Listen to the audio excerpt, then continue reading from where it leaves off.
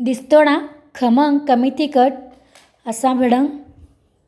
या रेसिपीसाठी मी 3 चमचे तेल घेतलेले आहे। तेलाचे प्रमाण मी कमीच घेतलेले आहे आणि आता हे तेल मी आता कढईमध्ये ओतणार आहे। गॅस हा माझा मंद आचेवरच आहे। तेल तापल्यानंतर मी आता मोहरी टाकणार आहे। त्यानंतर थोडे जिरेही टाकून घेणार आहे मी। हे दोन्ही तडतडल्यानंतर मी आले लसूण टाकून घेणार आहे।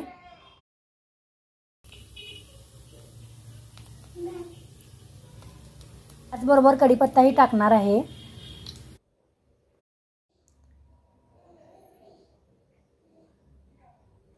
त्यानंतर शेंगदाणे टाकणार आहे मी आणि लालसर असे भाजून घेणार आहे, जेणेकरून भडंग खात असताना ते थोडंसं क्रिस्पी लागण्यासाठी, कारण मला हा फ्लेवर खूप आवडतो। तुम्हालाही आवडत असेल तर मला नक्की कमेंटमध्ये कळवा। 1 वाटी फरसाण इतका टाकून घेतलेला आहे मी। तुम्हाला जर फरसाण्याचे प्रमाण जास्त आवडत असेल तर तुम्ही एक पेक्षा जास्त म्हणजे 1.5 वाटी किंवा 2 वाटी टाकू शकता। त्यानंतर मी घरातला मसाला टाकून घेत आहे। कोणताही तुम्हाला आवडेल असं तुम्ही टाकून घेऊ शकता, गरम मसाला असो वा चिकन मसाला असो। त्यानंतर मी हळद टाकून घेत आहे। माझा गॅस मंद आचेवरच असणार आहे, जेणेकरून मसाला करपणार नाही। थोडे मीठ असे टाकून घेतलेले आहे मी।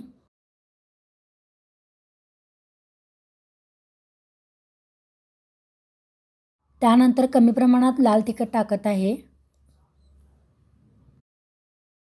ही सर्व सामग्री न हलवता मी आता चिरमुरे टाकून घेणार आहे, कारण हलवले तर मसाला करपतो। त्यानंतर आता मी चिरमुरे टाकून घेत आहे। तुम्ही बघू शकता मी छोटेसे 1 पातेले चिरमुरे घेतलेले आहे। आता हे चिरमुरे मी त्यामध्ये टाकणार आहे।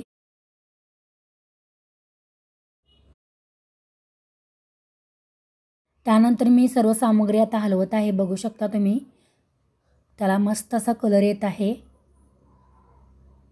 सर्व एकजीव करून घेत आहे मी। कमी तेलात असल्यामुळे तुम्हाला तेल कमी प्रमाणात दिसणार आहे।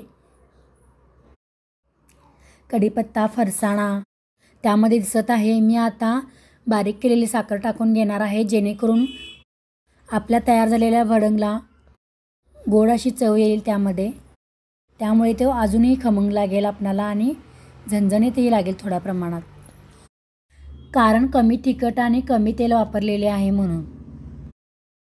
अशा प्रकारे कमी तेलातील आणि कमी तिखट असलेला आपला भडंग तयार आहे। तुम्हाला माझी ही रेसिपी आवडल्यास नक्की मला कमेंट बॉक्समध्ये कळवा।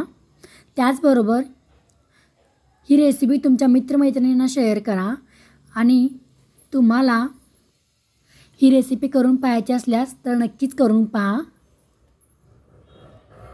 त्याचबरोबर असेच नवीन व्हिडिओ पाहण्यासाठी माझ्या चॅनलला सबस्क्राईब करायला विसरू नका। धन्यवाद।